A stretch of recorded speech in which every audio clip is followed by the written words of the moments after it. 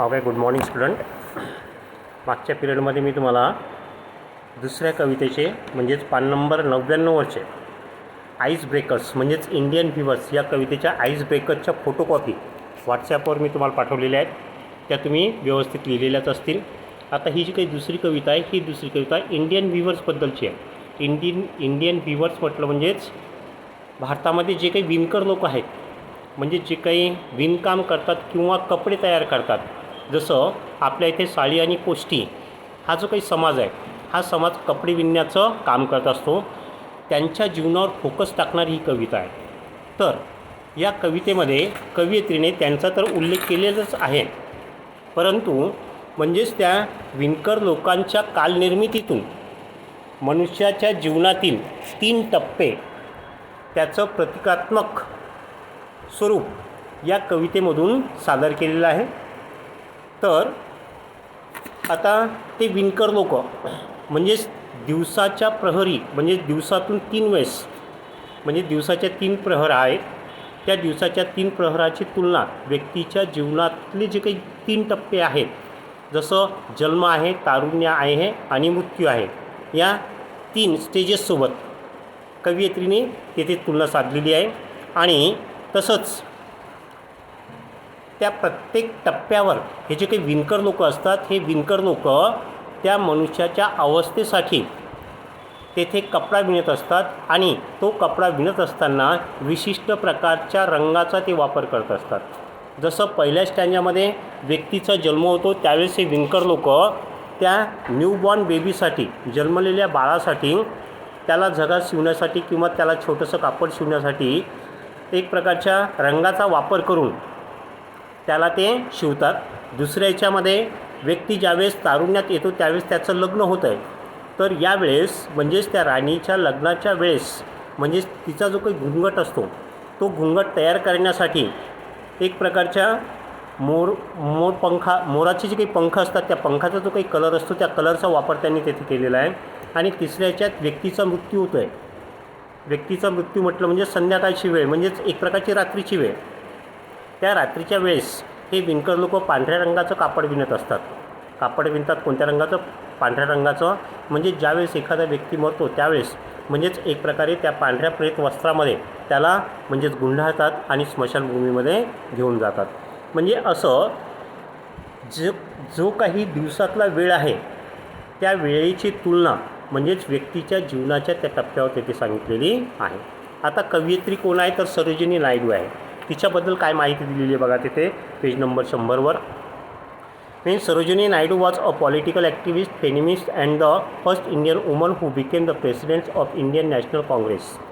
Means Sarojini Naidu was a political activist म्हणजे एक प्रकारची ती राजकारणी होती, राजकीय नेता होती. तसंच फेमिनिस्ट म्हटलं स्त्रीवादी होती. स्त्रियांविषयीचे जे काही प्रॉब्लेम्स असायचे, स्त्रियांविषयीच्या प्रॉब्लेमविषयी तिने तिच्या कारकिर्दीमध्ये, तिच्या हयातीमध्ये आवाज उठवण्याचा प्रयत्न केलेला आहे किंवा त्यांच्या प्रॉब्लेम्सवर तिने फोकस टाकलेला आहे. आणि तसंच she was the first woman president of the Indian National Congress. भारतीय राष्ट्रीय काँग्रेसची स्थापना 1885मध्ये झाली होती. कशासाठी?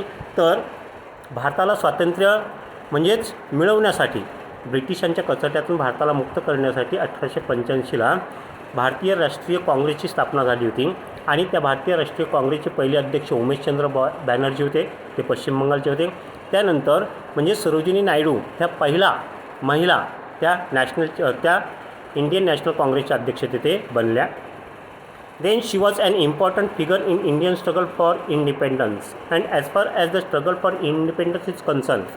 म्हणजेच भारतीय स्वातंत्र्याचा लढा म्हणजे स्वातंत्र्याचा संघर्ष, त्यामध्येही महत्त्वाची भूमिका सरोजिनी नायडूने तिथे निभावलेली आहे. Sarojini Naidu's work as a poet on her the sobriquet of nightingale of India.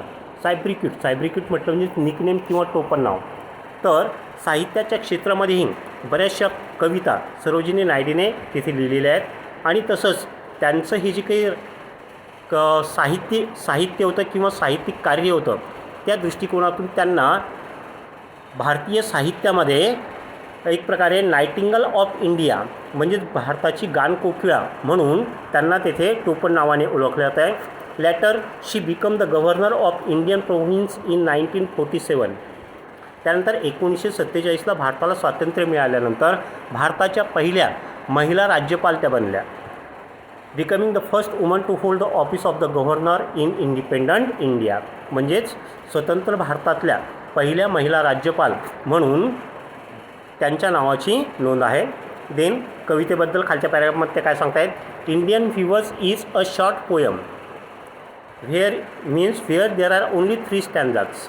म्हणजे 3च कडव्याची ही कविता आहे. Where the poet talks about the 3 types of garments and in each stanza, in 3 stanza means she talks of the types of garment that the weavers view at 3 particular time of a day. की जे काही म्हणजेच वस्त्रांचे प्रकार सांगितलेले आहे ते वस्त्रांचे प्रकार हे विणकर लोक दिवसातून म्हणजेच वेगवेगळ्या प्रहरी म्हणजे दिवसाच्या प्रहरी असते, सकाळ दुपार संध्याकाळ रात्र ह्याच्या काही प्रहरी आहेत.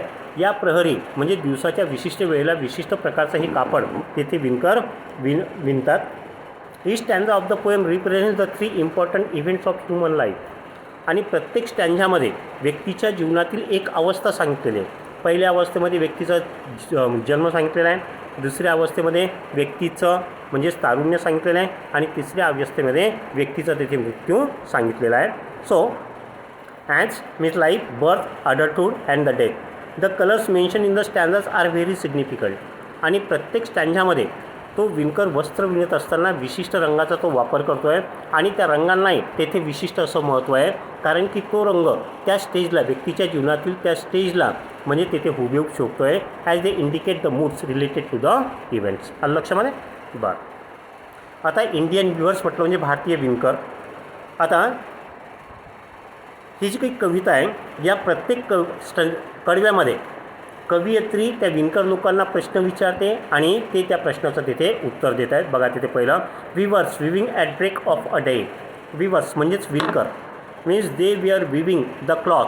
दे we are weaving the cloth means at break of a day. Break of a day म्हटलं म्हणजे early in the morning.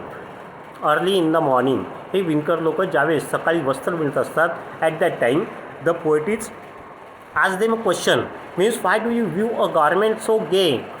Means she asked the question to the viewers that means why they are weaving a garment means which is tremendous shining and very beautiful.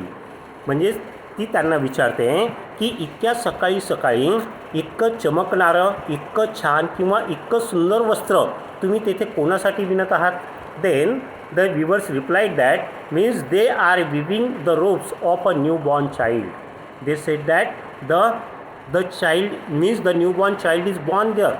The new child is born there and so means they are weaving the robes. Robes means वस्त्र.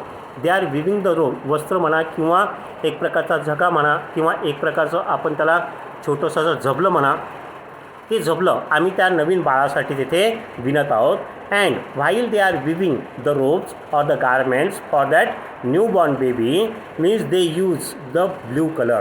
They use the blue color means as far as the blue color which is having the wings of a Halcyon wild. म्हणजेच हाल्शियन wild म्हटलं म्हणजे हाल्शियन म्हणजे Kingfisher नावाचा पक्षी. त्या Kingfisher नावाच्या म्हणजे त्या किंगफिशर पक्षाच्या पंखाचा रंग जो काही निळा रंग असतो त्या निळ्या रंगाचं वस्त्र आम्ही त्या छोट्याशा मुलासाठी तेथे शिवत आहोत. And as far as they are weaving this garment to that new born child means the weaver are tremendous happy दिअर.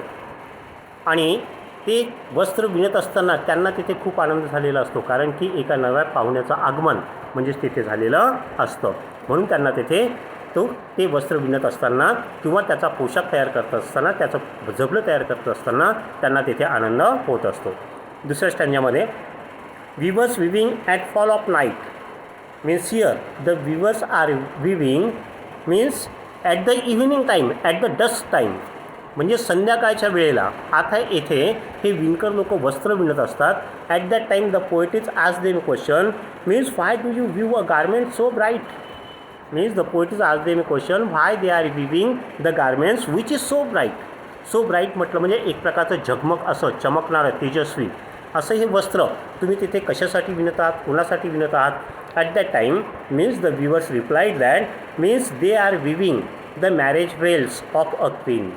तर ते कवयित्रीला उत्तर देतात की म्हणजेच राणीच्या लग्नाचा पोशाख आम्ही तिथे म्हणजे शिवत आहोत.